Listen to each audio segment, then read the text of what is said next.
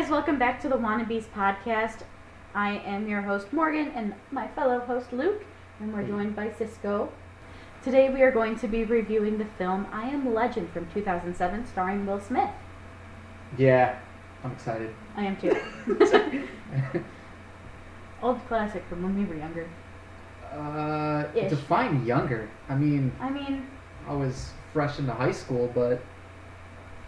Shit, how old was I in 2007? Yeah. I was 10. I just look young. I was 10. I'm actually pushing some numbers a little bit. I just look young. So, where would you like us to start off? Oh, shit. What about, you got box office numbers? Let me look. I certainly do. So, I Am Legend is firstly based off of the 1954 book. Yes. This just happens to be the film cover. Let's see here. So, the novel was written by Richard Matheson and it was directed by Francis Lawrence for the film. Let me see. Box office. Okay. So, this was ended up being... The development started for I Am Legend back in 1994 by Warner Bros. And they planned on having a bunch of different various actors before settling in on Will Smith. So, through production had been delayed a few times due to budgetary concerns and also things related to the script. Makes sense. And production actually began in 2006 in New York City. If you didn't know, it does take place in New York. I gotta imagine that the reason why this... I mean, probably because when you look at the film, and then especially if you read the book, which, I mean, I just know the Cliff Notes, I guess it does kind of seem like a bit of a daunting task to make it. So I guess I understand that it went through probably as many rewrites as it did, and then when it came out, it looks more like zombies, but we both know now that it's vampires in the book. Yes. And that's just probably from the times. Walking Dead was right around the corner, and there's kind of like a zombie renaissance around that time. But vampires were kind of getting big too. Twilight was gonna come out soon, and Well, no, I was 10 when the film came out, and Twilight stop didn't. saying I know, it's weird. Twilight didn't happen until I was in 7th grade. that. I think I was out of high school when the first Twilight came out. I'm We gotta. the young one. Oh my god! I'm the young It's not one. often I feel old, but holy shit. You know, funny story. First of all, this is my favorite Will Smith movie. This He's is so good in this. honestly, it's in my top 3. Oh god, what are the other two? I'm a huge Men in Black fan, just because I love the humor. Okay. And not gonna lie, I love iRobot. Ah. Yeah. But he doesn't carry that as much. No, because he he actually doesn't. has co-stars. I feel like I like iRobot a lot more for different reasons than just Will Smith alone. But Sure. yeah. Oh fuck. Let me see. It would be. This is number 1. Men in Black 3 would probably be number 2. Bad Boys 3, because I finally just saw that, would be number 3. I haven't seen Bad Boys 3 yet, but I've heard it's really good. And then probably iRobot. That would probably be my top 4. I'm sure I could do 5, but I don't want to think of a 5th right now. And that's just on the spot. I would re-rank Tell you what's not in the top 2 through 5? 4 for sure. Aladdin. So That's fucked up. Actually, I haven't seen it. He's supposed to be good in that. What's wrong with that? it wasn't bad, but again, I just wasn't a huge fan of Aladdin, like the movie. Like I liked it, but I have my thoughts on it. Yeah, because I'm sure anybody was going to be able to follow Robin Williams. That's fucked up. Yeah. No one Don't be would. mad at him for that. No. That's not his doing. He can't help that he was going after a, great role that was already really great. I'm just going to leave you alone. But I don't know. I think you're crazy, but that's it fine. was still good. I enjoyed his performance in Aladdin, but like you said, no one can beat Robin Williams. This is better. Yes, 100%. I remember I watched this. I went to the theaters, and the girl that I was dating at the time, we had no idea what it was, right? Like, we saw the trailers, and it's just, they don't show any of the monsters in the trailer, if I remember correctly. And it's just like, Will Smith is the last man on Earth, which was interesting enough. So we go and see it, And then there's that first scene where he goes into the warehouse after the dog. Yes, after Sam. Yeah, and then you see the monsters for the first time. We were both like, "What the fuck are we watching?" And Yeah, just the weird huddle. yeah, I was all for it. She was not, and then we were off to the races. It was great. That's great. Do you have anything else about production? I am trying to pull it up because for whatever reason there we go. Anything worthwhile? G's Anyone? computer. So one interesting thing was When did it come out? the movie Yeah. 2007. When? Oh, let's see. Blah blah. By the way, I have that poster. It's awesome. Let's Beet jelly. It. Wait.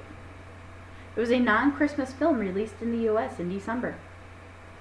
So it was released in December. Yeah. Of 2007. Yeah, of 2007. Okay. So one interesting thing, you know the Brooklyn Bridge part? Yes. That was a, how much did they say? $5 million scene. All green screen then, yeah. I'm assuming Yeah. they might have gotten some like photo, like went and got photography and everything and put it into the green screen, but I'm assuming it has to be all green screen for that budget. Not all the effects hold up. To nowadays, no. Well, I mean, and I'm trying to think back, and off the top of my head, I can't really think of the specifics of like what all came out that year. Like we were talking before we started filming, Spider-Man 3 came out that year, Yes. and the CGI in that looks, I think, overall better than some of the shots in this. I'm pretty sure though Spider-Man probably had a bigger budget. I don't know for sure, but I'm assuming maybe they did. I would think that they would be on par. I mean, it's both I can look it up if you'd like. big time studios. Just give me a list of some of the movies that came out that year. I don't need to know the budget. But just to Let's see. compare like 2007 the CGI in particular. films. Because it's not like it's not So- anything to take you away from the film. Wow, Ratatouille came out then. Well, Dear Lord. that's supposed to be in CGI. The Bourne Ultimatum. Ultimatum. Yeah, I just read that super fast. Zodiac came out then. I'm trying to find some better known names. Which pirates? The World's End. No, maybe yes, at World's End. Wow. That was 2017. Harry Potter: Order of the Phoenix. Yeah. So okay, again. Sweeney Todd also came out then too. Yeah, there's quite a few movies that came out that have CGI that holds up a lot better than this. Oh, gosh. In most cases. National Treasure. Yeah, Hot Fuzz came out that year. That's a good one. Shrek the Third came out. Still not old enough for me to go see it in the theater, but Anyway, yeah. that's an idea of like what came out at that time period. So one thing you asked about box office. Yes. It ended up being the 7th highest grossing film in 2007. It was a hit. Yeah. It earned $256 million domestically and $329 million internationally for a total of $585 million. You know what's funny? Now that we do this, looking at budgets and how much a film made, like How different it is from back then to yeah, now. because that's a mega hit. Like that, that's for 2007. That's an Avengers moneymaker right absolutely. there. But now everything has to cross $1 billion, otherwise it doesn't get any attention paid to it. It seems like King of the Monsters, Godzilla, just came out last summer, and I think that made $500 million overall, and that's looked at as kind of like a flop. But if it came out in 2007, like forget it. Yeah. You're not wrong. So one thing as well that I thought was just that it states here on the page I'm reading, the film did receive mostly favorable reviews, which we are within that favorable review bracket. Yep. I went on to Rotten Tomatoes after watching this recently and looked at some of the reviews, and I think it's at like a 66%, I think. And like most of if there's a negative review for this film, it's just because of the CGI, really. But everybody has nothing but good things to say about Will Smith carrying this film, because he does, obviously. Actually, so right here reading the thing was, it says Smith's performance being singled out for praise. The criticism was focused on mainly its divergences from the novel, particularly the ending. Oh yeah, So absolutely. And that was everybody's biggest criticism, is how big of a turn it took. And I mean, sure, films are never like the books, but after discussing with you what actually happened, and we'll get further into it later as we go throughout going through this timeline of the film. Yeah. It's a big change. Well, so I believe Will Smith produced this. So Oh, I can look. I think Overbrook Pictures produced it. And whenever I see something like that, I assume like he's got a hand in some of the creative, Sure. movements, because there is an alternate ending, and the alternate ending, if I remember correctly, falls more in line with the book. It's not like beat for beat, but it's got, it's got that For what I can pull up on I'm not trying to Google, say. it does not have him as one of the producers. Does it have Overbrook though?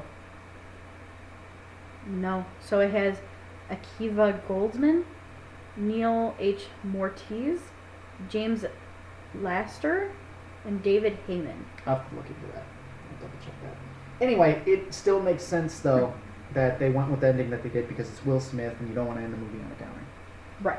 I mean, it still is a downer, but There was a lot of downers throughout the film, and I feel like that was, they wanted to give it a high note Sure. for the end. Yeah, that was probably in a focus group where they were like, this movie's too depressing, we gotta give it a better ending, so give Will Smith Sure. a grenade and let him go ham.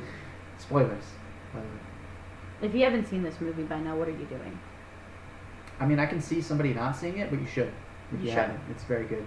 Unless you're not into horror, I guess. But get It's over not really, like, okay, I'm not into horror films. Yeah. This, I feel, is kind of more sci-fi-esque, but not like hardcore sci-fi, obviously. But with like the scientific stuff behind parts of it, it. Sure. gives it a little bit more of a sci-fi feel. Yeah. Not saying that that can't be in horror, but still, it doesn't have like the stereotype horror feel to it. I mean, I classify anything like this as horror, just kind of like blanket it, because I understand, Which I can see. especially when you get a big time actor or actresses or actors to be in something like this, then they get labeled as thriller. Yes. Usually, Yeah. because I can't do horror. But I'm curious. I'm looking up what.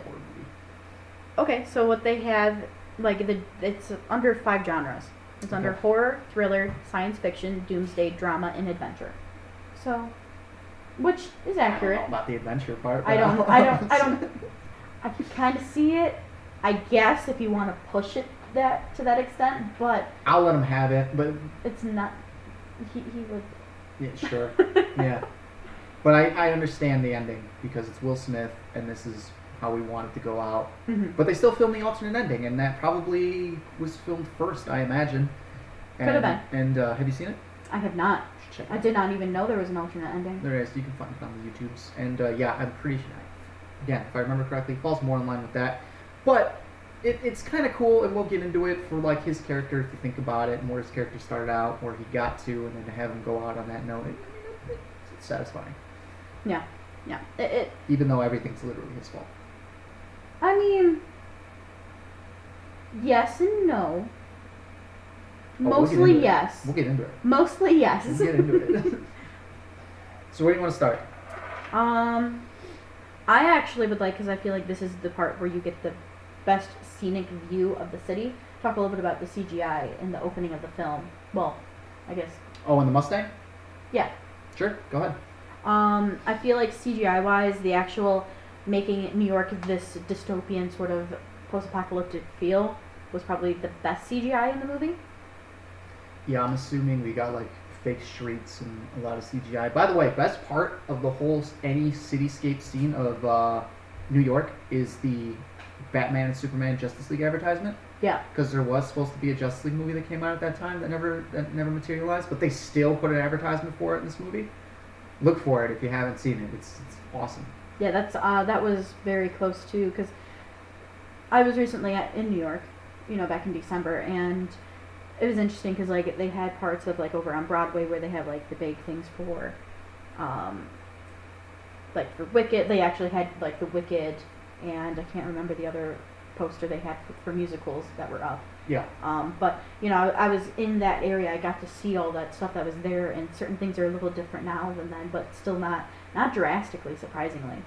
But it ended up being interesting like that. There was the big McDonald's. I recognize that that's over near Times Square, and you get it was really interesting. Now have been able to go in for like a 3-day weekend and see New York and kind of be like, oh, I kind of get where he's at in the city, and it was kind of weird because I wasn't expecting to have that.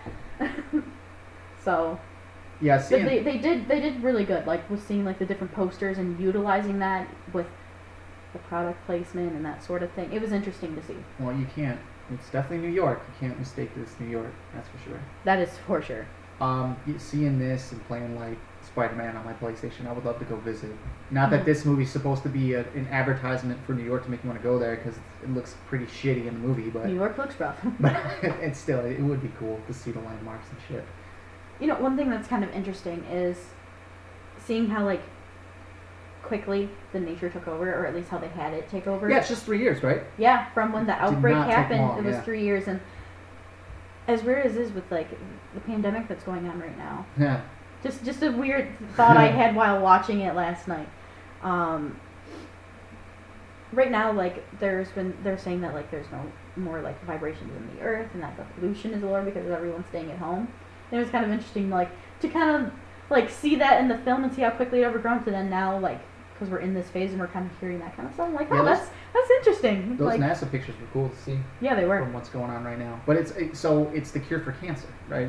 Yeah, that's in how it the starts. movie. Yeah, so that's they that's call how the it cure for starts out. cancer. Is they're interviewing on the news the Yeah. woman who made the cure for cancer, and then everyone who got infected. Yeah. Good job, lady. But Obviously, know. they didn't do their due diligence with that. And like, oh, cure, mass produce. yeah, they didn't give it a long enough incubation testing period. For sure. But just so you guys know, going into this review and everything, we have not read the book yet.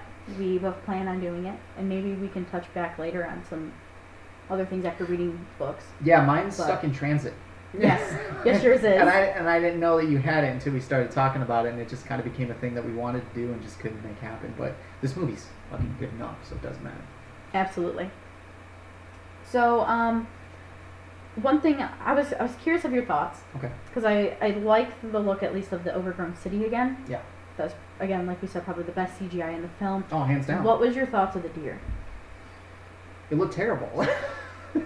I think when they were moving together in a large group, it looked better than when you saw them more in, like singularly. Yeah. Well, okay. Look, like certain shots of the animals don't look that great. I mean, I guess if I want to just take it for the time, like they look fine. Nothing looks absolutely horrible. It's just in certain scenes everything looks really good, and then when they don't, it's kind of noticeable. Like the animals by themselves don't look that great. The creatures are pretty bland, and then when they're all mixed together, they don't look that good either. Yeah. I'm trying to think of it. I think that's how, like, when they were all mixed together and they were moving together, I think that helped also hide some of the flaws in the CG. Sure, and it's at night too. Yeah. You know, it's dark. Yeah. Well, it wasn't at night with the deer. No, okay, not the deer. I was talking about the creatures. Oh, the creatures, yes. Yeah. 100%. Well, that's probably why the fucking animals stick out, because they're actually in daylight. But the creatures are usually when or in the dark. The deer when he's chasing them in the Charger. Yeah. In the Mustang, Yes, actually. yeah, Mustang. Yeah, Careful. my bad. I know car people. My bad. Well, yeah. My bad. I am Like not and subscribe. Please. So, I think the fact that the deer were all moving in a herd in a big group together helped mask some of the CG issues, and it worked. Though it didn't look the best, it still kind of helped and worked in their favor. Yeah, I mean, let's be real. They prioritize shit, which they should. Right. The city needs to look great, and the city does look great. The creatures, when they need to look pretty good, they're pretty great. They do. Think about how many people live in New York and who will rip them a new one if New York doesn't look like New York, you know? Yeah. Look, everything looks fine. It's just there's a couple things that, even though it's 2007, they could look better. Yeah.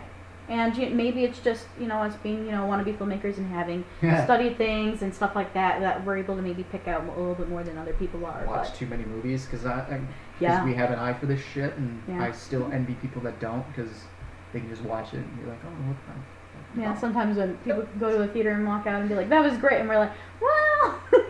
Yeah, pretty much. I don't know if that's just a snob, though. It could just be a snob thing. What else you got? So, It comes up later. Yeah. Well, no, I think it was still even during the initial hunt for the deer. The deer gets completely taken down by a lion, obviously from probably the nearby zoo. That's a pretty good scene because obviously It was interesting. He because I believe what's he out like joyriding in the fucking Mustang, right? Pretty So, much, and they and, just- and hunting, like he has him listening. Yeah, and they go back to his home and he's got food. I think it's just one of those things where he's like, you know what, I want to have this. Yeah, you can tell, like, I mean, later, and a little bit later in the film, I think when it's the next day after that, he's out hitting golf balls off of an Air Force. Yeah, he's set. I think he mostly just hunts for sport, and then there's a whole scene with the lion family. And he goes, you guys need him more than I do. We're cool. Well, I I'm think not gonna fight. it's that they were out not just to hunt for sport, but they were out to hunt for the food, is really what I think.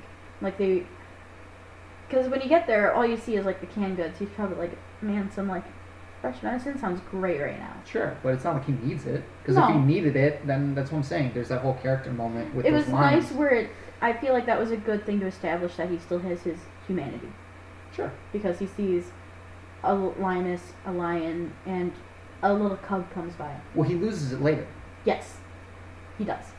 So. Yes. That's We'll your get to favorite- that. That's your favorite part. It is most definitely not. But I remembered that scene very differently than how it played out. That's funny. Oh, man. Yeah, I'm following you. Oh, great. All right, so moving on from there, let's see. I want to make sure we actually stay a little bit within the timeline. Oh, so interesting. I don't mind jumping around. I mean, we're gonna hit everything. It's cool. Sure. So, just so you know, the virus kills 90% of people, which Yeah, you do that's- learn later in the movie. That's a fun scene. He's like, what? There's 6 billion people on Earth, and fucking God damn it! I need to remember. How I he broke wish this I down. had that line. Yeah, it was great how he did it. Oh, and the like, because that's when oh shoot, I'm blanking on her character's name right now. Because I think that's when she's like, God sent me, you know. Yeah, they have the whole religious argument. Oh, Anna, Anna Montez is her name. Like when. Slide. Stop sliding. Oh no, Cisco. There you go, bud. His ears all flipped. Oh, shit. Camera ready. Here we go. So, it was interesting because he like threw out like, okay, this kills 90% of people, so 5.4 billion out of 6 billion of the world's entire Yeah, population. just died. Yeah. And then whatever's left. Then he says it turns 9.8, so 588 million into vampiric cannibalistic mutants according to this. So Well, zombies. Darkstalkers, I think is the name. Yeah, I think she was- that's what she called them. Yeah. And then he's like, and then they started Dark eating Seeker. everybody. Actually, it's right here. It's called Dark Seeker. Dark Seekers, yeah. And then he says that they started to eat everybody, so everybody's dead. Yeah. So the remaining is 0.2%. So that's only 12 million of the population that are actually immune to the virus, and then from there the Dark Seekers then started eating them. Yeah, that was also a cool, nice touch. That 12 million people are just immune Yeah. to airborne and to being bit, and animals, at least dogs, Yeah. He says canines are immune to airborne, but they are not cannot immune get bit. Yeah. to being bit. Which brings me to the part I hate the most. But yeah, You want to talk about that now? I think you want to talk about that now. it doesn't matter. I cried. There you go. Well, I always do. There's a bunch of sweet character moments. I mean, he's talking to the mannequins. He firmly believes he is the last person on the planet. Yeah, he still holds on to a shred of hope because what eventually brings Anna and the child Ethan to New York was he would go out to the pier? Yeah, a pier. So a pier, and every day at noon and broadcasts out a message like, if anyone's hearing this, I'm in New York, I'm at this pier, I will be here every day at noon, so come find me. So he holds on to the hope, but you kind of see progressively through the film he gets less and less hopeful. Well, I like seeing him, particularly with the mannequins. I enjoyed that. He's got his little friendships Fred. and stuff. Yeah. He likes him. Fred, that's a nice sweatshirt and whatever. You know, better hold on to that one. He's got. I love how he wants to talk to the one lady by the adult section. The attractive one by the. She's by the adult section. That's funny. It was. And also, is that DVDs or is that VHSs? I think it's DVDs. I think it's DVDs. Right. I can't remember. I think it's DVDs. But I think it's DVDs. I mean, even that's still old now, but the kids can remember what a fucking DVD is. They're going to the goddamn video store to rent them. I can. I used to go there every week with my dad. Yeah, when you were 5. Maybe. Tell me about how young you are again, and you were, what, 10 when this came out? Get out. Get out of here. Actually, wait, 2007? No, I was 9. Get out of here. My birthday isn't until May. Go away, man. Or no, I'd be 10. I'd be 10. Whatever. Yeah, December. Yeah. It's fucking killing me. You were 10, I was 15. It's only 5 years difference. It's not that bad. That's a lot, especially when we consider where we were at that time. I'm in high school. You were barely out of elementary. I don't even think I was out of elementary yet. No, yeah, it would be. I would have just been out of elementary. Yeah, we're done. We're done. Anyway. Done. I find it really interesting. So, before we get further in, we have the whole establishment with the mannequins, which is interesting, to say the least. Mm-hmm. And from there... Well, he's trying to keep some semblance of a normal life, right? Obviously, and then through flashbacks, because he can't sleep. And I like that little point with his character is he can't sleep. I love the first time, like, when you see him close, like, full-on barricade the home. Yeah, you go through his whole routine. He's just curled up in the bathtub. Yeah, he's got everything meticulously mapped out. He knows he can be up at this point. He can go do this throughout the day. He needs to be home at this point. Timer knowing, okay, I need to get home. Lock this bitch down. Yeah. Yeah. He's got it all set up. I like the fact that you can hear all of the noises outside, and you see him in the bathtub, and he's just awake. Yeah, we go through a whole day with nothing, right? It's just him and his routine. He does that, and then it's the next one where the dog runs into the White House. Yeah, because I see it's another deer. Yeah. And Sam runs into the dark. Sam the dog. You know, it's actually his daughter. The little girl. Yeah. Yeah, that's cool. Her name starts with an M too. Willow. That's cool. Well, yeah, the character's name. Oh, Marley. Marley. Yeah. Yes, I did know that. Okay. I did not until I saw her recently. She's cute.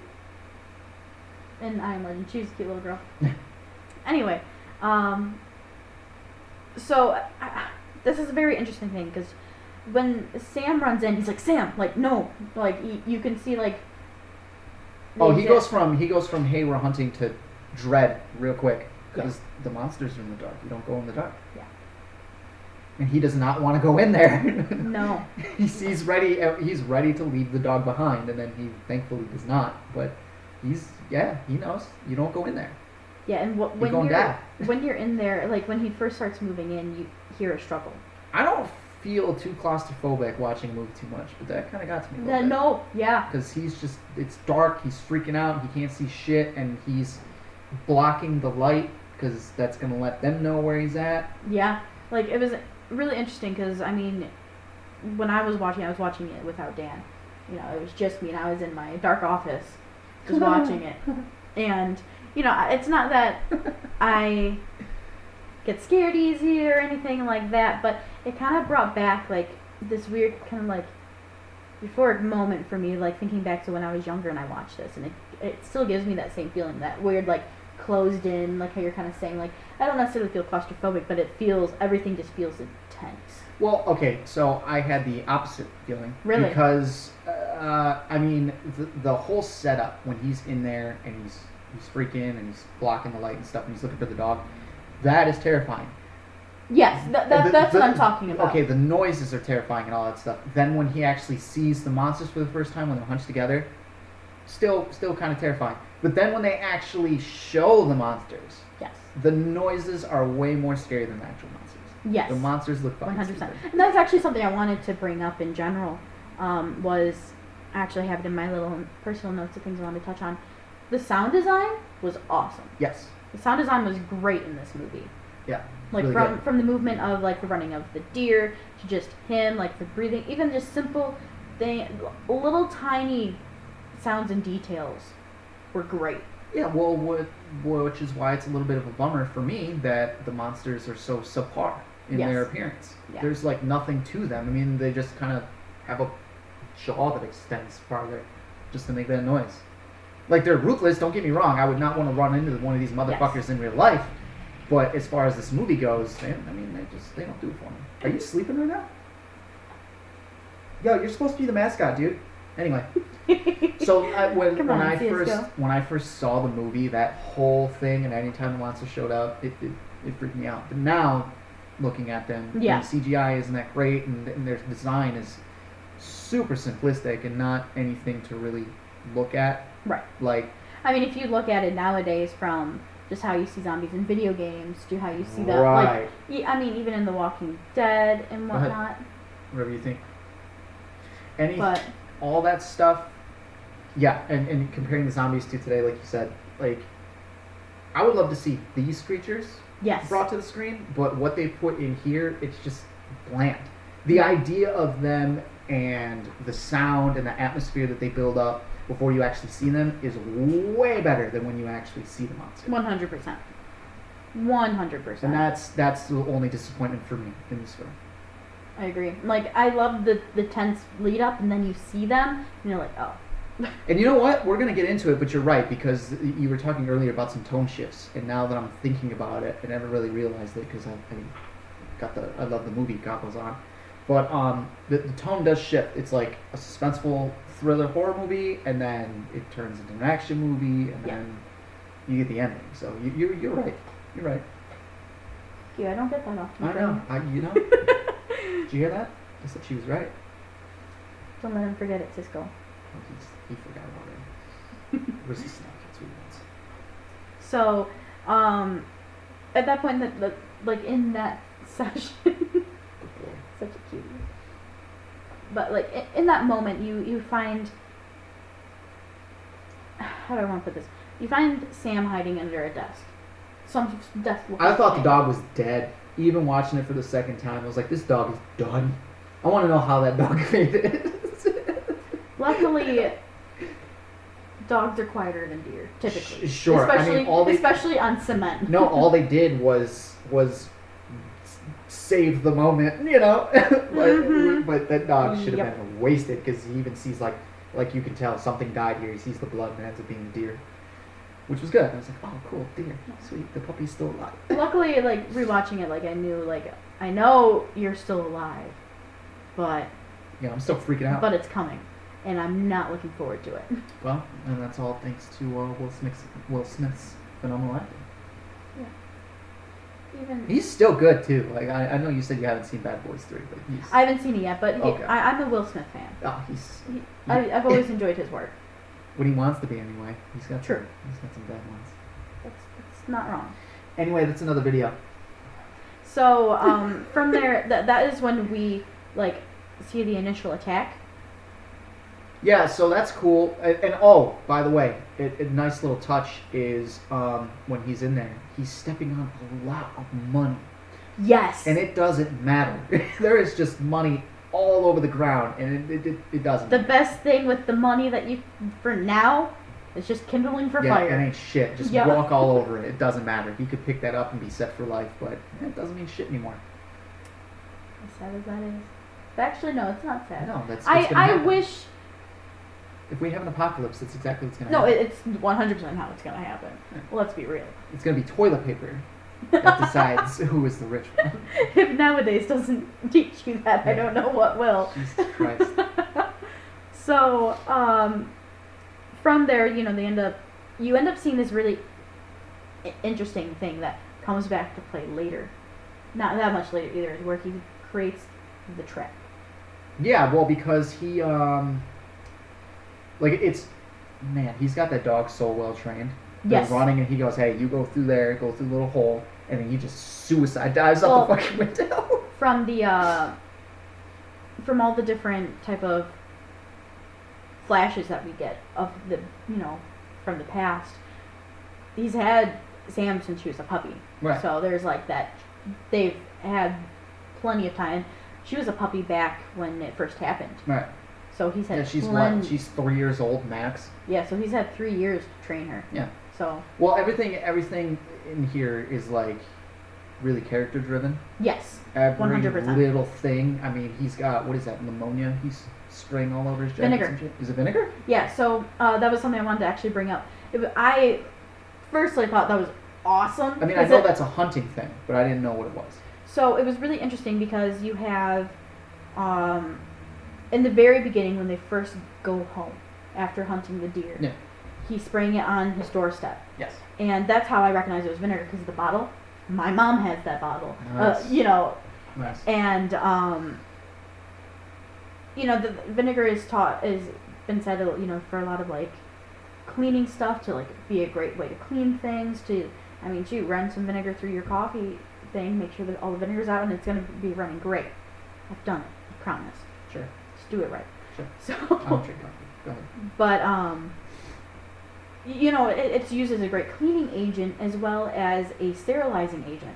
So that was more of I think when I find what's also really cool, because you think of everybody who's a lot more holistic in medicine and just ways to fight certain things, and even though he is a scientific doctor, he's taking a form of a holistic approach, because he's probably believing they are diseased, they are bad, so hopefully this vinegar will keep them from wanting to pass the line. And now knowing that they were originally vampires, you could almost kind of think of like vampire. I don't know if this ever comes up in the books, I haven't read it yet, but like Right. vampires and garlic, it's kind of like the same scenario, but in this case, I didn't take it. I didn't. vinegar. That's okay. I didn't think it was that. I thought it was just him getting rid of his scent.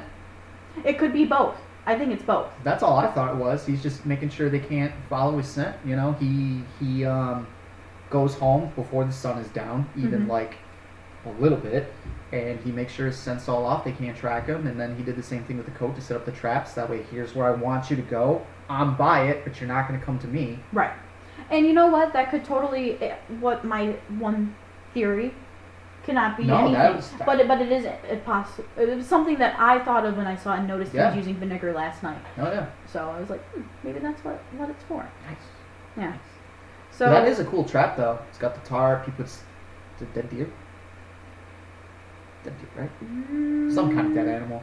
He throws a dead animal on it for sure. Does he? Yeah, it's a dead animal. Okay. And then he throws it in there and does whatever, and the female monster Yeah, he lets the trap go. crazy weight distribution and everything with the What is that? Is that one of those construction arrow things?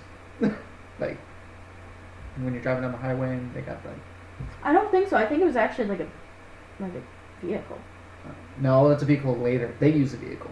No. They use a car on him. Well, he uses I think more of one of those moving trucks is what he uses, is just the weight. Oh. I think it's anchored to what you're talking about, the weight. I think that is the weight, and what you were talking about is the anchor. Yes. So the truck that he has is the weight. Yes. So, Okay. that just kind of, once it hits and it goes shoot, that's what pulls him up.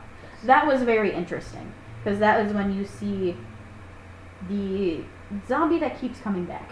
Well, yeah. Not only is it's smart by him, but it just plays into the fact that he thinks he's the last man Mhm. on Earth, and he is the most intelligent, and there's no intelligence in these creatures, and they are showing intelligence. It's not registering for him because he's in denial. Yes, 100%. And it's really interesting because he takes her as a test subject, because he has the one rat who has survived. Well, yeah, Well, and who has- that's the whole reason why he's still there. Is Yes. because that's ground zero for him. He's not leaving, and he thinks it's his fault, and he wants to fix the problem. I mean, you even have in his flashbacks, he told, when he's telling his wife, get to your sister's, wherever it was. Somewhere in the boonies. Yeah, in the country. He tells her to go, I have to stay. And she's like, why do you have to stay? He's like, it's my duty to fix this. Yeah. So, and you even have, when you first see the home, he opens up the door and there's a whole Time magazine with him in his actual general uniform and everything, saying Savior, and he has he himself has a question mark on that magazine. That's the only thing that wasn't explained well in the movie. Is I get it. I can kind of piece together, but I want to know at exactly what point he ends up being the guy. Yes. I would love to know Yeah, that. they tell me he's the guy, and I understand by watching him work that, okay, he's the guy, but at what point were they like, you need to fix this? And see, he thinks it's his fault, so I partially wonder, was he ever linked with the original cancer trials? Yeah, did he have something to do with it? Yes. Yeah. So I don't know. Didn't get that.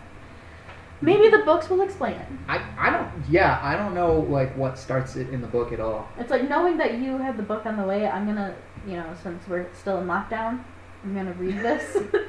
No, you're gonna watch the fucking Ninja Turtles. Well, I'm gonna do that too. But no, I would like to read this and eventually just have maybe just a short little 10-minute thing where we reconvene and discuss. Yeah, that'd be nice. That'd be interesting to see the comparisons. Yeah. But yeah. So it was really interesting. He gets the girl, and that's when you see this male zombie expose himself to the light. Yeah, because there's a connection there, and we keep saying, like, he thinks there's nothing there for them. They're not intelligent. There's no humanity, but he thinks that they're just some form of humanless thralls. Yeah, there's like basic instinct that they're going on, but there's clearly something else going on. Yeah, because as soon as you see that and you see that look within that terribly CGI zombie, you're like, oh. Yeah, he goes out. Like, that is either like maybe his daughter in real life, or maybe that's his like zombie wife or something. You don't know. The sun is the only thing that can hurt them. Yeah. Really, and he just exposes himself to it and is like, "Oh, you motherfucker, game on." Yeah, and after that, when he takes her back and puts her in like his basement lab, that's really interesting. You see him after doing some tests on her, hoping to possibly get some of these strands that he has to work. It doesn't work. She actually dies. Well, ish. It does work, but that comes later. That's later. But at that time and point, it didn't work yet. Yeah. Because he didn't let it incubate long enough. Right. Gotta learn, motherfuckers. Incubate. But what do you want? He's like, I would like to say something. We know you're better than Sam. Dude, I mean, never mind. I don't want to depress people or get people to not subscribe to our shit by talking about it. What would happen in the apocalypse? Like, pretty much any animal can eat you as it is. Like, I don't even know what it would take for me to keep you alive during an apocalypse. I would try though. What? Hey, at least he's small. That might go in his favor. Anyway. So we have from there that I found was interesting. He actually, and what I like is he's constantly recording. Yeah. All of his findings, which sucks because later they're destroyed. But maybe the Cloud, 2007. No. I gotta assume he's got backups. He does say he's like, this is not back. He did say at one point, like, back this up on all six, on all 6 drives. Okay. But the question is, where are those backups? Yeah, I'm sure there's somewhere. Hopefully, they're in the place where he put the Anna and Ethan. No, because that's just like a little bunker thing right there. Yeah, but a hard drive's the size of my hand. In 2007? Size of my hands. Anyway, You could be right. I don't know. He ends up speaking like to a camera, like about his findings and everything, and he says he exposes himself to light for some reason. You want to come to me? Oh, you go, Miss Guy. There you go. I have a friend.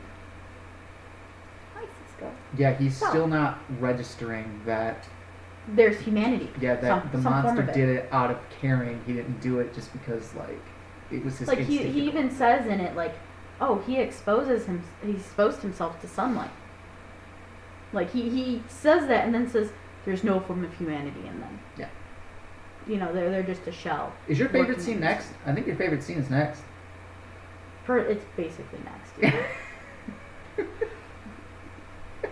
Okay, so rewatching it though, so we get before that the like a flashback to his wife and his daughter. Yeah, so here's my only thing about those flashbacks, and it's really just me being like super nitpicky, because if when you have a dream like that, you never start off the next night right where you left off. If you're gonna have the same dream, you're starting at the beginning again. So it's just funny when it's edited that way, because like I said earlier, he can't sleep and he keeps having the dream of his family trying to get on a helicopter to get to safety, which does not go well. Spoilers. No. but it's like it's in increments. So they're together. He's getting everybody in the car. It's like right as the outbreak is happening. They get to the extraction point. The Brooklyn Bridge. Yeah. Oh, is that what it is? Mm-hmm. They get to the Brooklyn Bridge. He's trying to get his family out, and then shit goes south and the family Because they dies. shut down the bridge. Right. Um, They blow up the bridge. yeah, they end up blowing up the bridge, which smart. Sure. If you want, it's terrible, but in long terms of hoping to keeping it from spreading. And Everybody's whatnot. staying there on that island, Yeah. which is Do you kind of smell stuff? what's happening. Do you smell our lunch? But it's just like how they edit it, and it's like in increments. But anybody that has had a dream like that knows. Yeah. It's not how it goes. Yeah. And it was really. Ooh, you okay? Where are you going, fool? I don't know what he's doing. He's like half sitting, half laying on the table. You're going on the table. One interesting thing is his wife gets scanned. So the scan is that this. I'm assuming that's to scan to see if they're infected.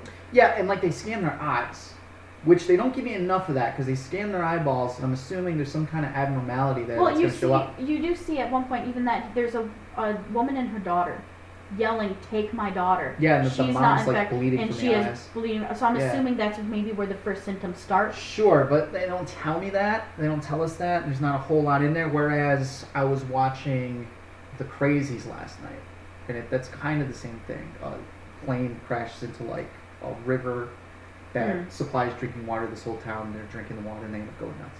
But there's a whole extraction point where like the military comes in and they bring them all in, right? And they're trying to weed who's infected, who's not. Yeah. And they're taking their temperature. You have an elevated temperature, then they got to put you in quarantine. Sure.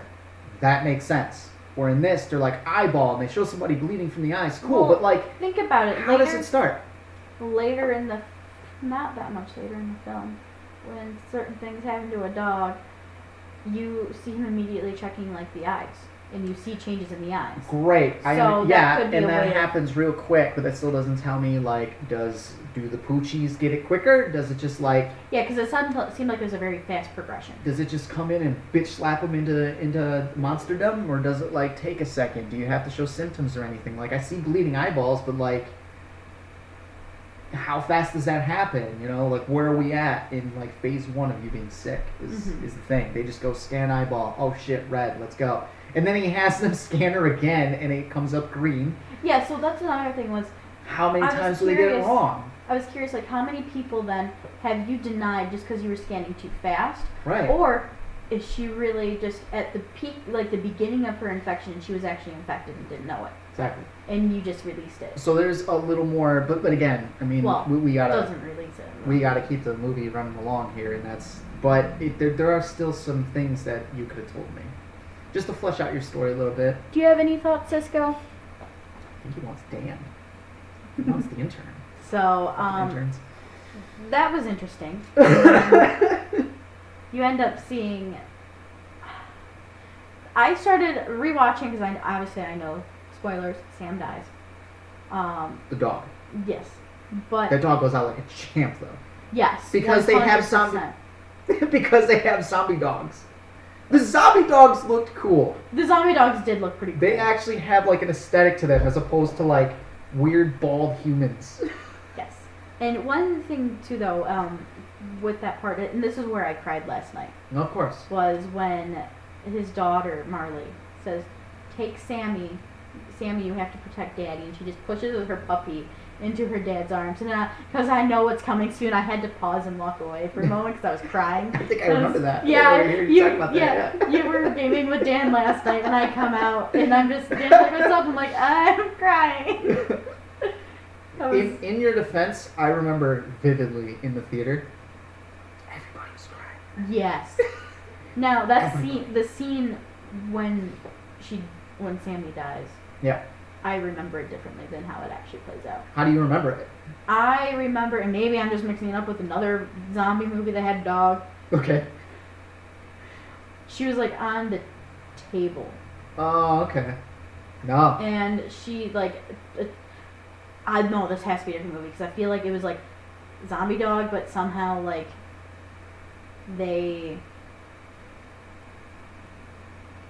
there's some ASMR for you. But I I don't know. Maybe it's a different movie. It has to be a different movie because I remember it distinctively. Like the dog is up on the table and ends up though zombie dog sacrifices themselves to save their human. Yeah, I think you got like 8 things, which is kind of jumbled in there. I don't know, but that was, I know I've seen that. So was this worse then than what you thought? No, I feel like this would have been worse then. Both were terrible. But I mean, when it happened, I was bawling my eyes out even still. Because he simultaneously comforts the dog as it's passing, and then just murders it. Yeah, then Sammy like goes like full red eyes too. Yeah, like, it's real quick. Yeah, real quick. Immediately starts trying to like bite his fucking throat out. Yeah, he knows what's coming. And then he just sits there and strangles her, and that's when his full-on humanity breaks. But let's talk about leading up to that because that part's really interesting. With the mannequin? With the mannequin, with Fred. Fucking Fred. Okay, so, and that just goes to show like how much of. You good? I'm trying. It just goes to show how in denial he is. Yes. Because if it's, I would like to think that if it's any one of us doing it, and we're in that situation, we know it's a fucking mannequin, and it just shows up somewhere else. Why are we going towards it? Right? Like, I get it. He has his gun. He's walking towards it. He shoots the mannequin. He can clearly see it's a mannequin. I think that's at the point, too, though, where these have been his only friends. Right. He's totally in denial. Yeah, and that whole part is... That whole part is just a full-on show of his complete break. Yeah. Like, that's the beginning of his break, and it's only extended from then on after losing Sam. Sure. So. But then he puts. But like you said, denial. He walks himself right into the trap. Mhm. Yeah, like a fucking idiot. And what's interesting is they used his exact same trap design against him. Yeah, which again goes to show that there's something else there, but he still is in denial after getting trapped by these fucking things. Which is why I'm really curious about the book and to see if, because yeah, with the ending you've told me. Yeah, that's all I know curious. about it. That's all I know. I don't know anything else about it, so I've kind of spoiled it for myself, but I'm still looking forward to reading it. Thanks, you spoiled it for me too. You're welcome. It was for the show, I swear. Oh. But yeah, that was interesting, and he full on gets knocked the hell out. Yeah. Understandably so. Yeah. And then he's out for hours. I don't know how many hours, but he's out for hours because the sun's going down. Yeah. That's a cool touch too. When, by the way, we're not getting into every single detail, so go watch this fucking movie if you haven't. Please. Also like and subscribe. Because he's trying to get Sam, he's trying to get back in the car because he wakes up and he goes, oh shit, we got to go. Right? Yeah, and he cuts himself free, falls, and the fall stabs himself in the leg. Yeah. Good job.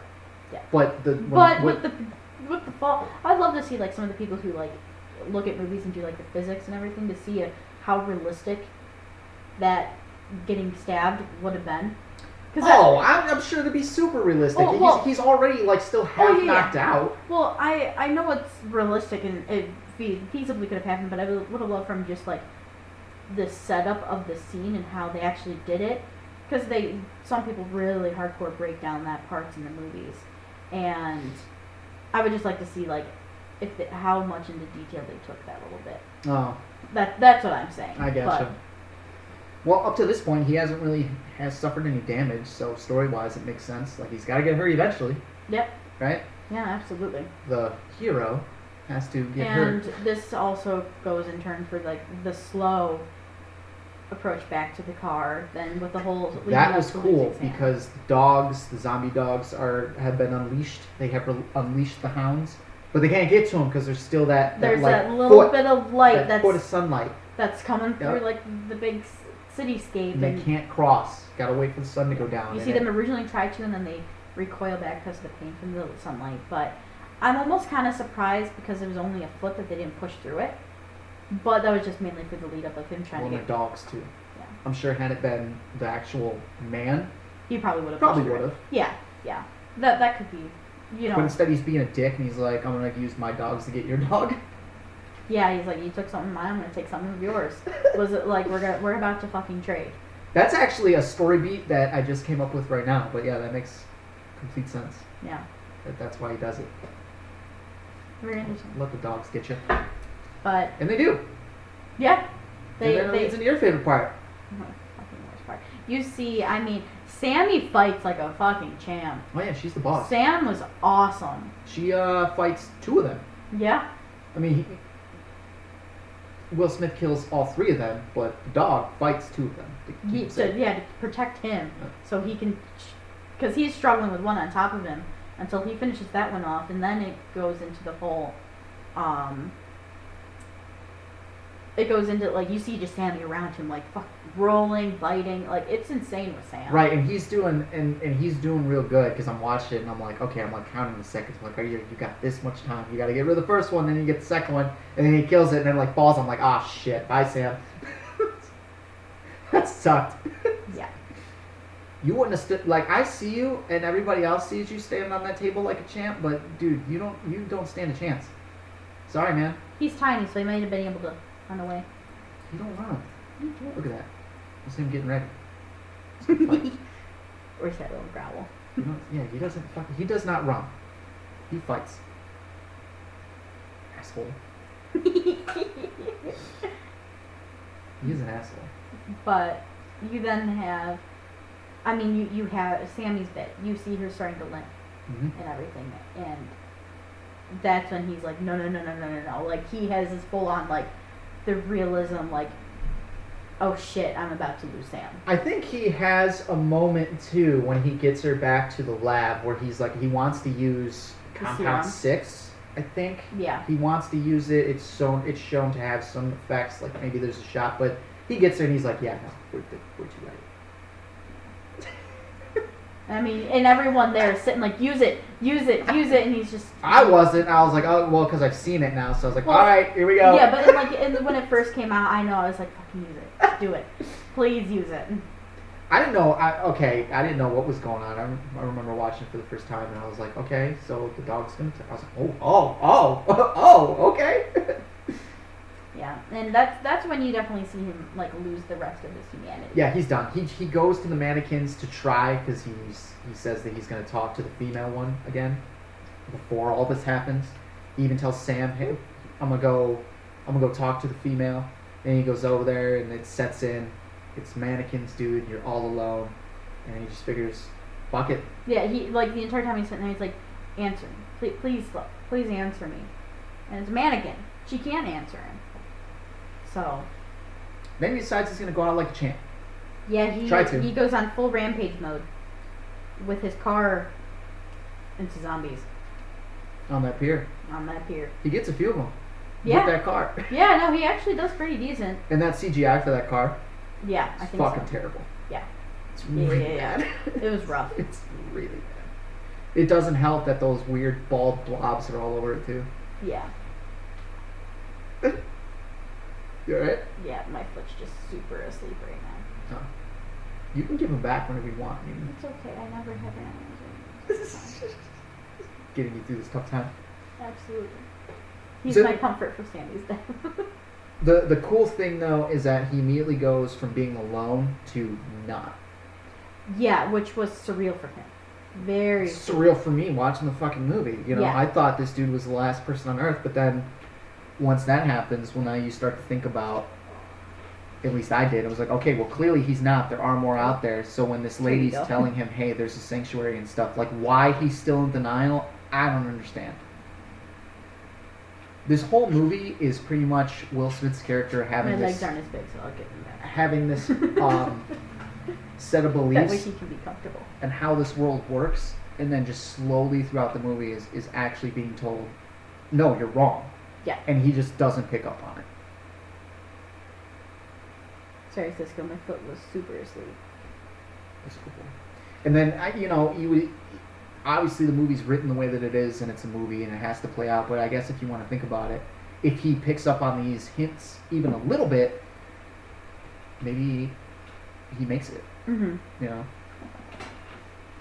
I just hit me too. My foot is so tingly.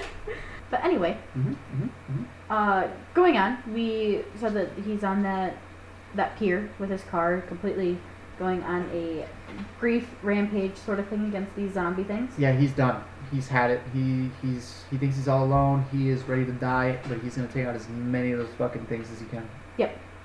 Yep, it's like he just lost his best friend, the only other thing that gave him some sort of normalcy, some form of like humanity within him. Well, which is funny because like, okay, so we're just in Manhattan. Yes. And he's battling these things in Manhattan, but like, what about how many are outside of it? How many are in New York? How many are on the East Coast? How many are in, you know, the Midwest? How many are in the United States and that, shit? Like, that makes me really curious on because we saw them in his flashback, them destroying the bridge. So did that completely cut off? Because I mean, there's also bridges from there to New Jersey, because I happened to stay in New Jersey when I was in New York. So did they blow everything up? well, they couldn't have, because then Anna and Nathan, who are the two humans that he ends up meeting right after. Exactly, they wouldn't have been able to make it in. Yeah, right. How did they get to the pier? Didn't they say? And then they go to Did Vermont. they say? Yeah, they were going to Vermont. I can't remember where they said they came from. I don't remember if they really gave a harsh, distinctive place either. Probably, but it's just one of those things. But I mean, so with that, we know they did not close off all of Manhattan. They just closed Correct. off the main big Brooklyn Bridge. Correct. So it's kind of at that point. Okay, so how far spread did this get? Because if it's anything like typically, like, you know, especially going off the statistics he tells Anna after saying that she was sent from God. Yeah. Like, and that's when he spits off the whole things in a little bit, which we're about to get to.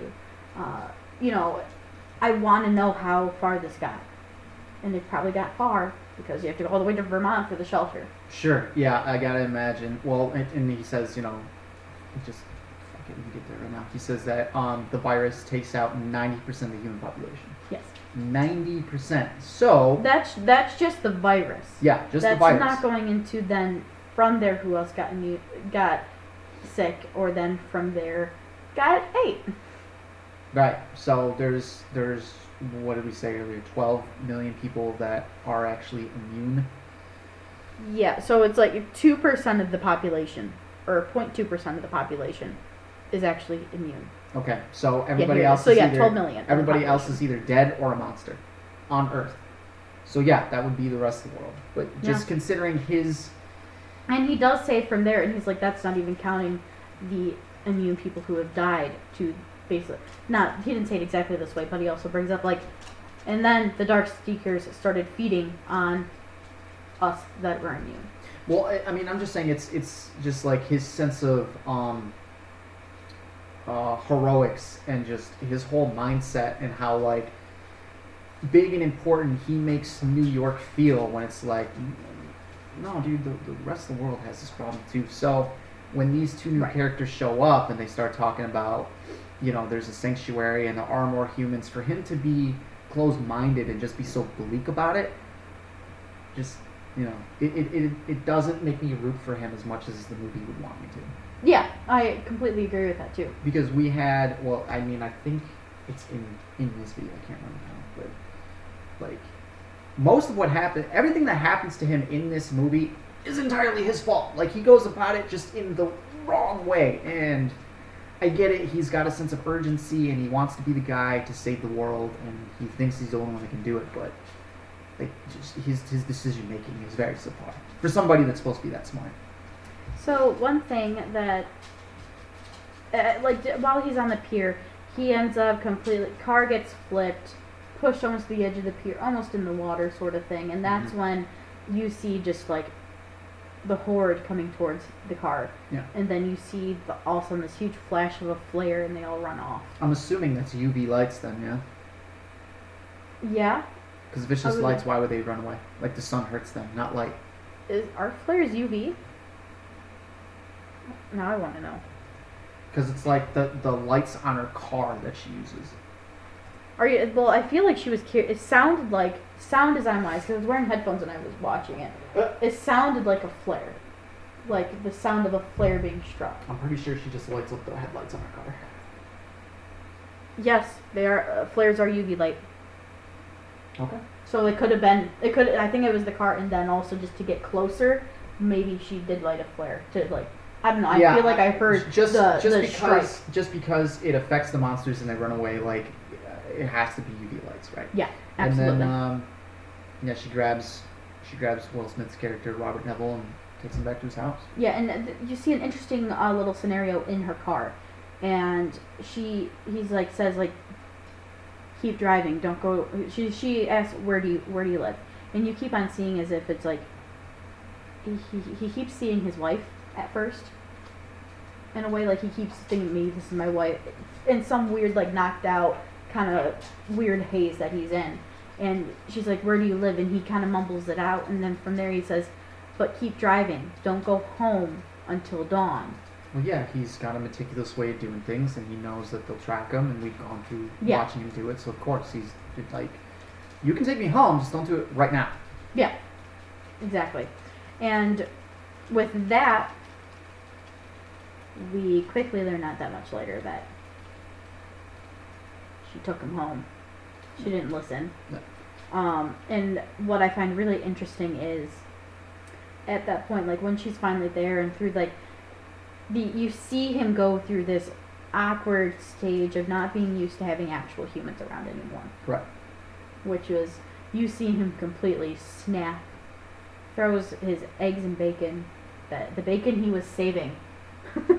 Well, it's not so much about the bacon. It's just that she is preaching good stuff. She's being optimistic. And mentally, he can't accept it. He literally just lost everything, and he can't process that there's still some hope out there. He's bleak right now. So don't talk to me about happiness right now is pretty much his whole mindset. And then he does that just to be like, okay, we're done. And if you happen to not know, or if you don't remember, they heard his broadcast. So that's how they found him, just so you know. Yes, somebody hears the broadcast and they come at the right time and save his life. Good job. She does say, she does tell him, like, we were at the pier all day, we waited for you and you never came, which was the day he was grieving and, dealing with Sam. It's funny how shit works out. Yeah.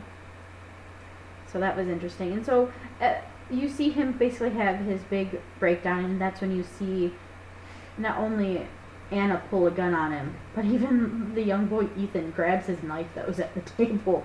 So you kind of see, like, okay, they're still at least protected, like, they're not completely letting down all their guards, which was, I think, a nice touch. Yeah, they get it. They understand what's going on. Yeah. But they still have more hope than he does. Yeah, and that's when he says, just give me a minute, because he really hasn't had a lot of time to process that even someone is there. So he's kind of like... Right, they just came out of fucking nowhere. Yeah, he's like... He's clearly been doing that broadcast for months to years. He's probably been doing it for, I'm assuming, at least a year or two. Yeah. Because it happened 3 years ago? Right. Yeah. And now finally somebody shows up, like, it's just clicking. Because everything was just a routine, just to try and get him to stay grounded, to not completely lose his mind. Yeah, keep some form of, like, sanity with him. Yeah, some kind of normalcy. It wasn't about finding anybody. It was just keep things normal, keep things moving. If I found someone, great, but I need to keep my brain where it needs to be. Otherwise, I can't find the cure. Right, because I have no doubts. I mean, the movie does a pretty good job of showing you that he didn't expect to find anybody. He firmly believes he's the last one. Mm-hmm. It's just him. Yeah, and so from there, he says, let me go upstairs and just think. And that's when you see him sitting in the bathtub and just thinking and mulling everything over, and eventually have the really awkward moment of him coming down to Ethan watching Shrek. That wasn't awkward. That was cool. I liked it. It was awkward. It was awkward from a sense of someone else watching, but I as him the trying story to break the element. Ice. He's trying to break the ice. Yeah. He hasn't talked to anybody. There's a kid, and they actually have something in common. Yeah. Yeah, and so it was an awkward way of doing it, but it made sense. It fit because he's like, all right, I probably terrified the hell out of this poor kid. Let me ease things at least with the child first, because that will then ease things with the mother. I don't know if they're actually. I don't think they are. No, she says she found him. Oh, did she? Okay, I totally missed that part. And he does a surprisingly good Eddie Murphy impression. Yes, he does. So that was kind of cool. Yeah. So that was interesting, and that's when everything is discussed with. I think that's when things go a little bit more deeper, where she, eventually the kid falls asleep, and they take him to bed. Well, he has nice human moments now. He can still relate. Yeah. He's still. And you even have that moment where it's just Anna and him sit down in the kitchen again, and she's like, "So you're not that good with humans anymore." Well, yeah, no shit. And it's kind of like, well, thanks for being so obvious about it. Like, I mean, it's still there. He just needs to adjust real quick. He still is a family man. He misses his daughter and his wife, and now he's got some surrogates there. He still has the photos up. He still has old drawings his daughter did up on the fridge. Yeah. Like, honestly, that apartment looks immaculate. That little condo townhouse home thing. Yeah, that is a beautiful, beautiful home. Yeah, that place, he kept it well. That's a typical New York home, I assume. I assume. At least for that neighborhood. Yeah, at least for their money bracket and everything. Yeah, no shit. So. No way. So, it's not too much longer that you get into the evening, and that's when he kind of opens up a little bit after taking this kid Ethan into Marley, his daughter's bedroom, to sleep, and she kind of breaks the ice about his family. And that's, I think that is when we also get the official flashback showing their deaths. Probably. Or at least it was very close to somewhere in that area. Yeah, probably. But I'm a big fan of him showing the lab to Anna. Me too. The female still isn't showing any signs of the compound working, but she's alive. And what I thought was really interesting is that he had her on ice. Yeah. Just, yeah, he's figuring it out. Yeah, he's like, okay, he's kind of gone back to like a better train of thought. He put her on ice, and we don't know, maybe that she was already on ice before this, but I don't think so. She wasn't. Because I take that part as like, okay, he's got his head a little bit back together now. Now he's ready to take mentally the next steps to hopefully trying to figure this thing out. Well, it's like he does it on accident, right? Because the first time he used it, she straight up died, and he gets her to come back to life, and then I feel like now it's just he's just trying to keep it alive. It's not even like he's trying to he's waiting for the next compound or whatever serum or whatever he's developing, instead of realizing or thinking that the one that he's already using is in fact going to work. Now he's just trying to keep the thing alive. Right. And that I loved was when Anna comes down. Yeah. That part I loved because at this point we never knew if he ever tried Dark Seeker trials before until she comes down, and we see it a board of photographs of others that he has tried on. None of them have successfully have worked. Yeah, he's been at it for a while. Yeah. Because before then, we had only known about the animal trials. We didn't know about any Dark Seeker trials yet. So I thought that was a really nice little thing to reveal. And even she said, like, I've never seen one so still before. Yeah, that makes sense. Yeah. That makes total sense. They're usually running at you trying to eat your fucking face off. Yeah. So I think it was nice to see, like, you had Broken him kind of come back to more of back to himself. Yes. Which is a full, and then you get a little bit more info about, like, that you get to see a little more insight onto, like, his work he's been doing. And then you get into that, and that's all, like, the groundwork and the structure for the big end of the film.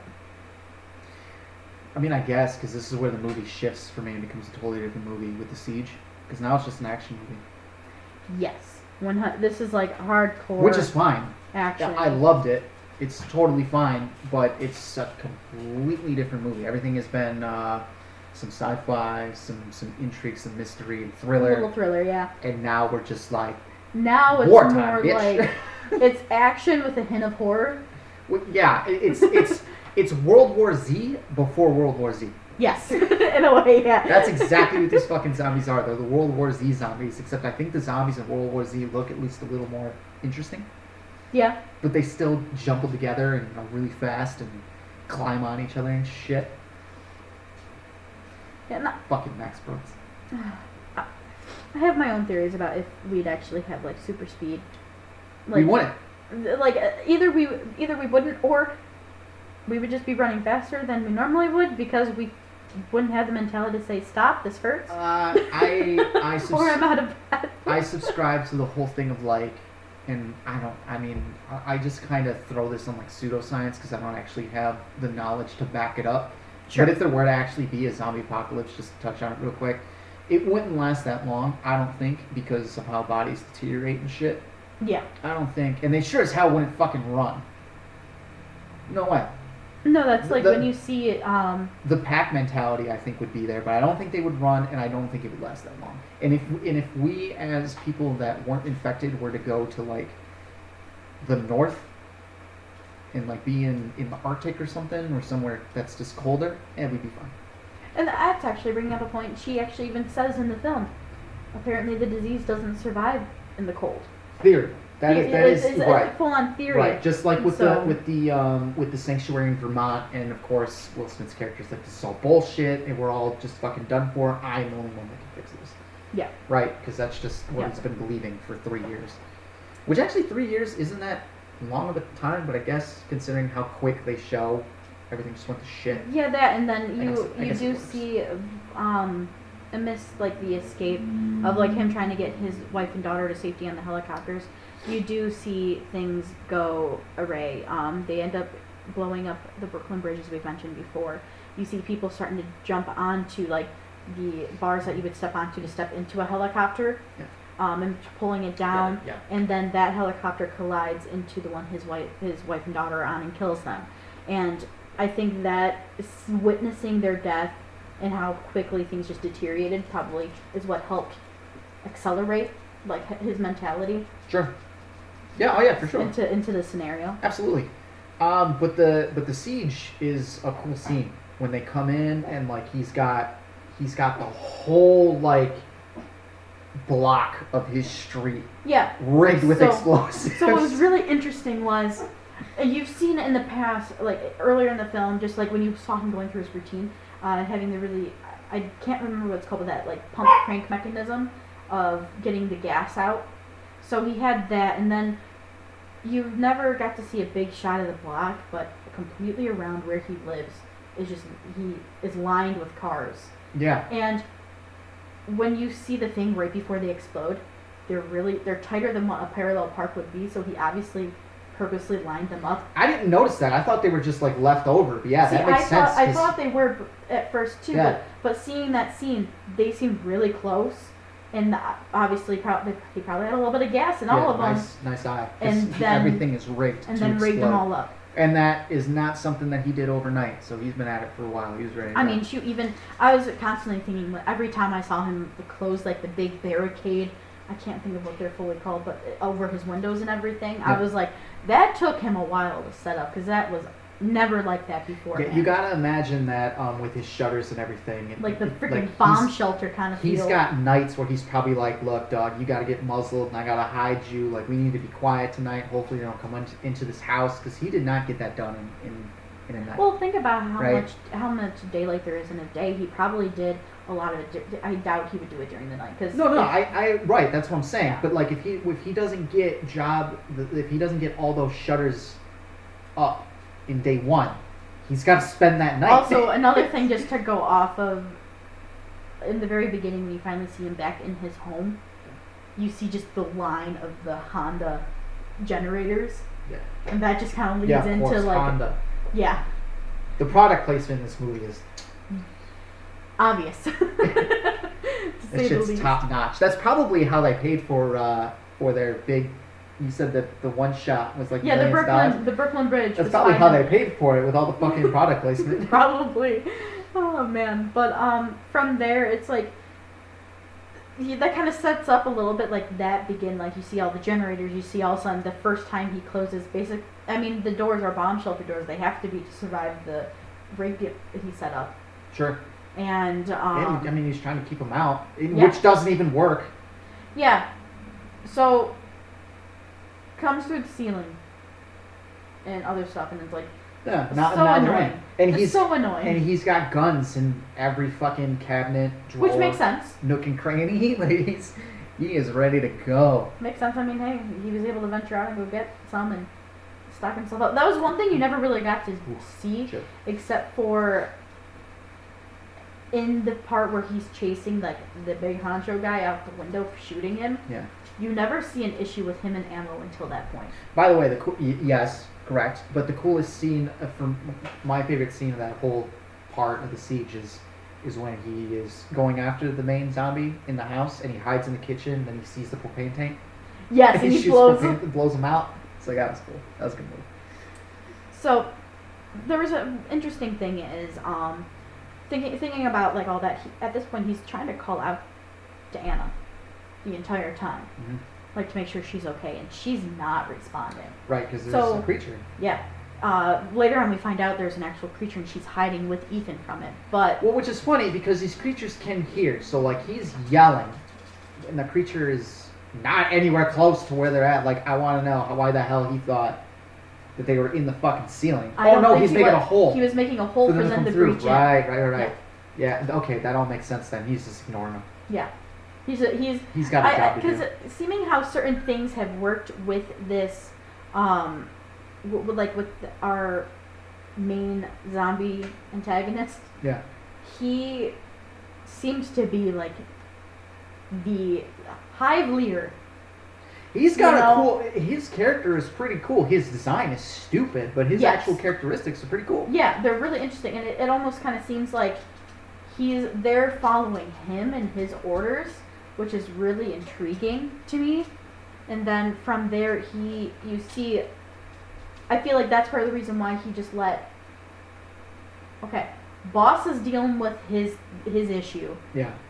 I'm gonna get everyone exactly. else in. You guys just go cause mayhem, and I got my guy over here. Exactly. Pretty much. That's kind of like how it seemed. Like especially in the basement, because after this, they all go into the lab basement. Yeah. And once he saves Anna and Ethan from the one. Yeah.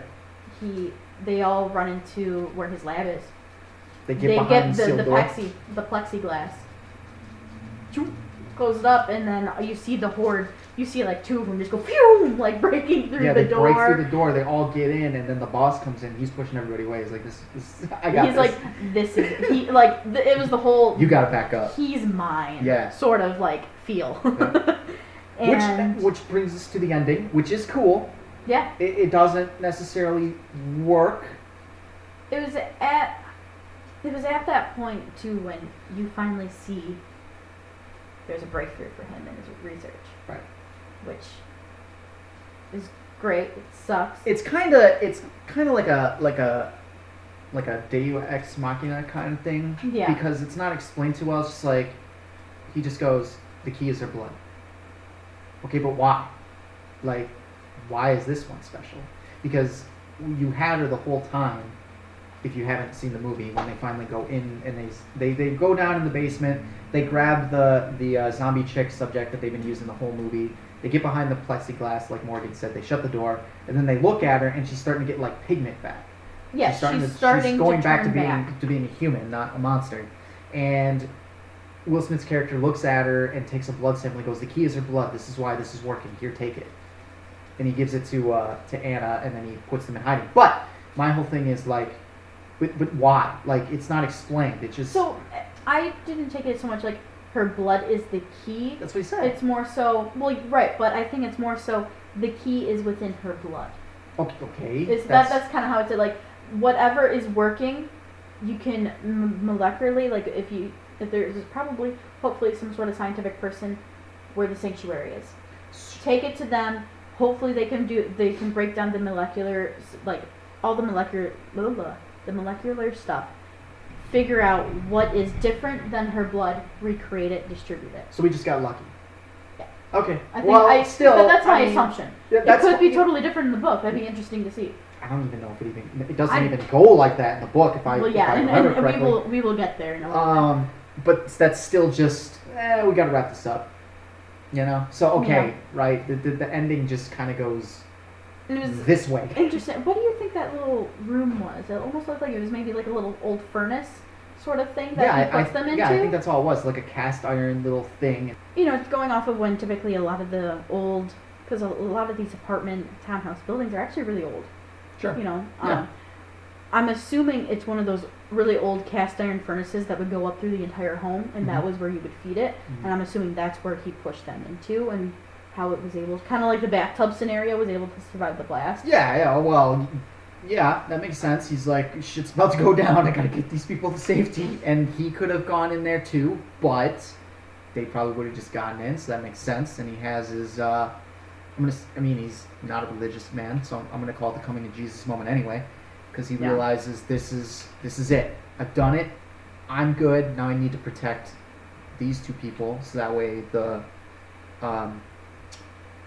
cure, I guess, can live on. Mhm. And then he grabs a fucking grenade, just shoulder tackles the fucking main zombie, and it's how Will Smith goes out in this movie. That character is so cool. Granted, the more I think about it, the more undeserved it really is, but it really is cool. Yeah. It is. I mean, it was interesting, even just the lead up to that, of him trying to figure it out, where the lead zombie is slamming his head and just without issue breaking that plexiglass. Yeah, he's fucking that shit up, which actually makes the creature look worse. It just looks goofy.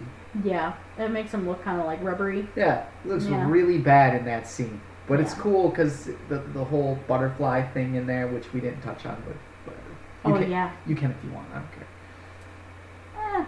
I mean, There's symbolism. Watch the movie. Yes. We won't spoil everything. There is symbolism, and there is a butterfly that shows up, an image that shows up in the plexiglass that lets Will Smith's character know, like, this is your moment. You've done it, and you know Yeah. you're cool. You can.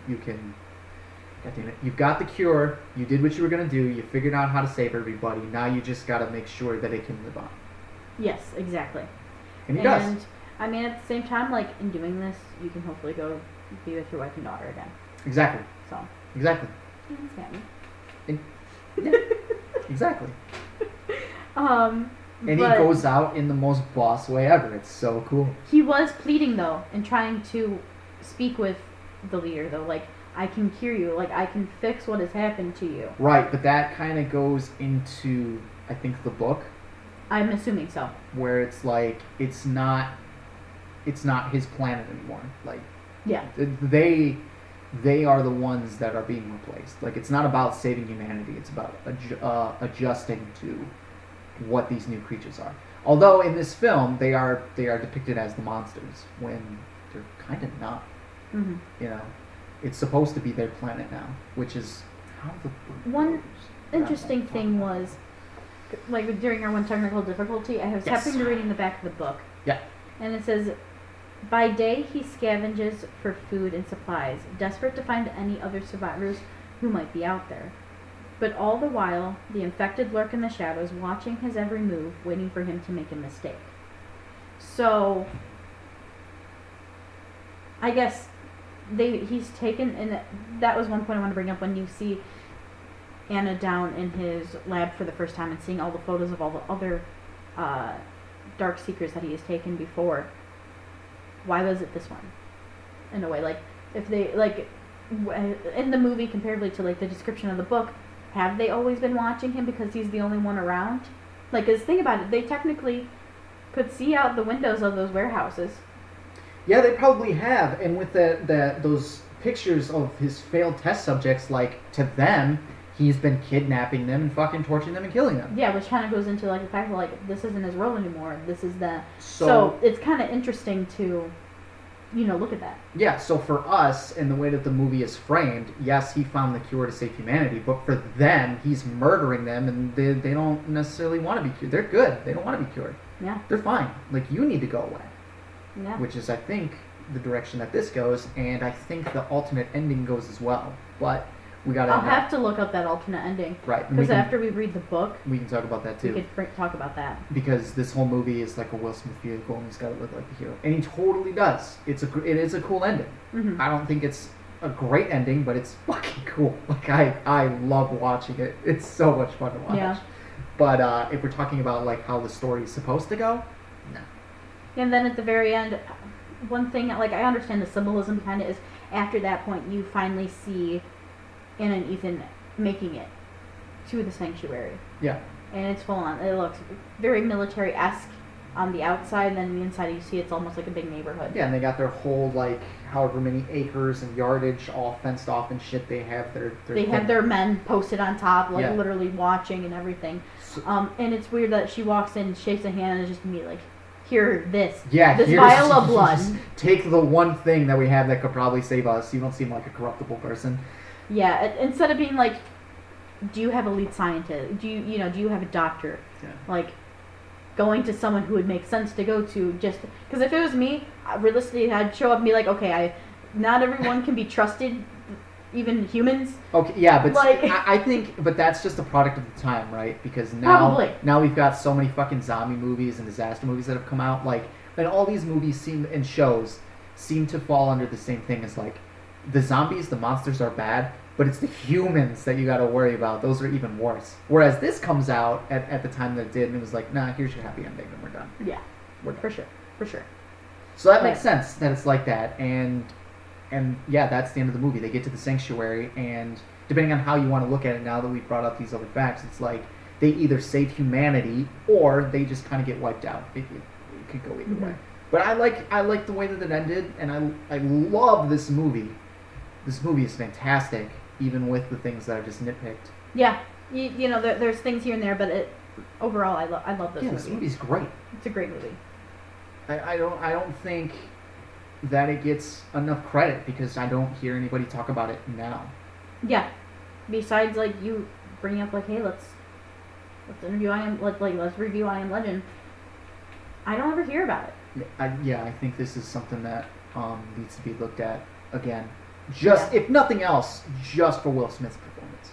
Yeah, and honestly, I would almost, because right now we're in the era of the quarantine. Yes, but also remakes and reboots. Yeah. Like, this is the time for that, and I would almost be curious to see what it would look like now, even with Will Smith. Well, just to, just to put on our wannabe filmmaking hats here, I would do that. I would do the book. I would love to see, especially with it, it being a more vampiric approach. And just because I know the ending. Yeah. Do you want to bring that up, or do I'll wait until we do the book or whatever. But I would want to go that route. If you are curious about knowing about the ending before we do our little mini review after reading this, feel free to look it up and spoil it for yourself. Yeah, Google it, Wikipedia it, whatever. It's very good, and the only reason why I'm not gonna get into it right now is because it's like fragmented. Like, I know the idea, and I'm pretty sure I have it right. Right. But I want to make sure. Rather have all the details. Exactly. Yeah. But I mean, hands down, I really enjoy I Am Legend, even though it makes me cry. Yeah, I'm giving I Am Legend a 8 out of 10. Yeah, that's about right where I'm at too. And it would be higher. It's just that the CGI doesn't always hold up. The monsters don't look that great. It's like, putting aside that the CGI nowadays is way better than back then. Even still, like, the CGI, like, there's still some crappy CGI rough. Movies today. Oh, absolutely. This still has better CGI than some of the movies that have come out today, but it is definitely dated. If the tone didn't flip flop and the ending was different, this would all be ranked higher. But Will Smith's performance is fucking top notch. In my opinion. Especially for being, like, more than, in my opinion, 3/3 of the movie. I mean, 3/4 of the movie. It's just him and a dog. Yeah. You know? Yeah. That's the majority of the acting. It's like a solo movie. Yeah, it's his movie, and he fucking carries this thing. And to properly portray, for any actor, no matter the level of acting you were at, that's a hard thing to pull off in general, especially to this caliber, and I think he did a really good job doing so. Yeah, he does not get enough credit for it. I think especially because after that, I think at that time, it was like his last hit. Just after that, he didn't really make anything too good. I think after that was, not too long after that was maybe Hitchcock?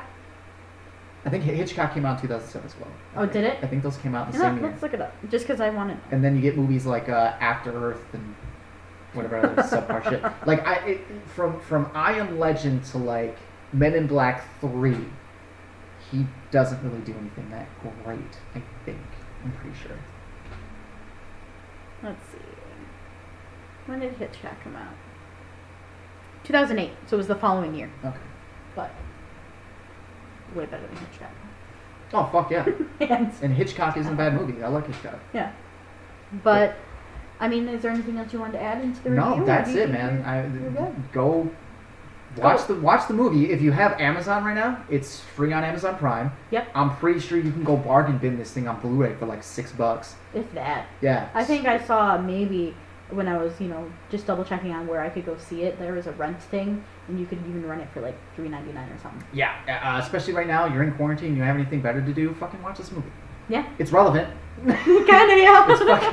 It's fucking relevant. Obviously, things, pretty sure they're not gonna get that bad. Oh god, I hope not. But, hey, prepare yourself, I guess. Yeah. Watch it if you haven't seen it. Rewatch it if you're just really bored being stuck at home, and you got nothing better to do. Fucking watch it. It's really good. It's a very good movie. So, I mean, with further ado, I guess we'll sign off. Me as always. So, once again, this is the Wannabes podcast where we do film, TV, movie reviews, all the sorts. We even discuss dog shows. Yeah, dog shows. Thanks to Sisco. Down the road, we will do more industry news, as you've seen quite a few segments of that already. And we're hopefully maybe going to be able to start sharing some of our own stuff once production gets further into them. Yeah, shit's crazy right now. Obviously, everybody's getting hit. We've been hit. We took a couple weeks off just to kind of catch up on some stuff. Yeah, catch up on some editing, and then from there, like, I've been in pre-production, and, that's got slowed down because we're not able to meet as frequently, or due to certain issues. I mean, people are having internet issues at times because so many people are using it. So I don't have that problem. But anyway, we will get on the ball though, and we will continue to do this show because I have fun doing it. I love doing this, and hopefully you all love watching us and enjoy seeing the content we put out. Please like and subscribe. Yes, please like and subscribe. Follow us on our social media channels. Tell us in the comments below, what do you think of the last of I Am Legend, and also during this time when you're stuck at home, what other things would you like us to be reviewing? Yeah, fuck it. Give us some suggestions, please. Right now we're not able to review a lot of the more up and coming films because they're not available to watch all of them. No, hey, I'll tell you what. If you want us to review something, I mean, we already did Sonic, but if you wanted us to do something like Bloodshot or whatever else, I'm not doing Trolls. I'm sorry, don't fucking say Trolls. But if something's coming out, like if Mulan comes out on streaming, if there's something like that you feel like you would like to see us do, I'll drop the $20 and fucking watch it. Oh, absolutely. If somebody wants me to do it, I'm not just gonna do it on my own because I don't fucking care enough. Okay. I'm just being honest. Well, I don't want to watch Bloodshot, but if somebody's like, "Hey, you guys should do Bloodshot," then I'll fucking watch Bloodshot. Sure. Not for $20. One thing as well is if there's any films that are older, like for instance, I Am Legend. This came out back in 2007. Let us know if there's any older films that you'd even like us to review, because I'm going to spoil it right now because I'm super excited. We're going to do the Ninja Turtles because it is the 30th anniversary of the original live-action 1990 Ninja Turtles film. That is one of my favorite movies of all time. We are going to fucking do that. You better believe. It's just a matter of when. Yeah, but it's going to happen. Be coming sometime soon, hopefully. And a couple weeks. Yeah, hopefully you all will enjoy that as well. And once again, make sure to like, follow, and subscribe. Follow us on any of our social media channels. We are on Facebook, Twitter, and Instagram at Podcast Wanna. Oh, yeah. You can even follow us personally. I am True Tash on a lot of things, and Morgan H Films on Twitter. Twitter and Instagram, Luke W306. Perfect. So, hey, I'm Morgan Holsworth, and this is Luke Walters with our special guest, Sisco. Sisco! Thanks, buddy. He was actually very good today. He was very good today. And again, thank you to our assistant Daniel, who was assisting us with our cameras and our technical difficulties. And yeah. And well, thanks. We'll catch you in the next one. And guys, don't forget the popcorn.